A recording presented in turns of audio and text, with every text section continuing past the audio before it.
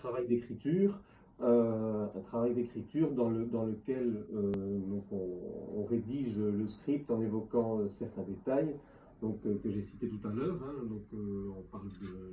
on parle de changement de situation, les déplacements des personnages, leur description physique, leurs vêtements, plein de critères importants, comme je disais, leur comportement aussi, hein, selon la situation évoquée, et puis un respect de l'univers du film aussi, hein, pouvoir un petit peu se rendre compte de la façon dont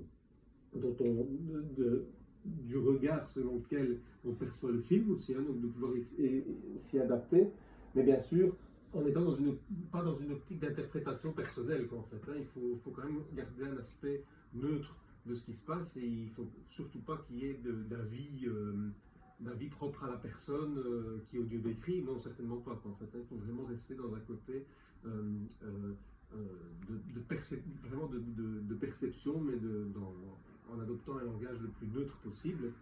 Alors, en plus de l'écriture, après il y a l'enregistrement, mais l'enregistrement doit aussi être réalisé de façon qualitative, c'est-à-dire non seulement au niveau sonore, donc que la personne déficiente visuelle soit à même de bien comprendre ce qui est dit, mais en plus que la voix de l'audiodescripteur n'ait pas d'impact sur la consultation du film. C'est-à-dire que selon les contextes, l'audiodescripteur peut être amené à s'exprimer un petit peu plus haut que la moyenne ou quoi que ce soit, hein, selon le ressenti.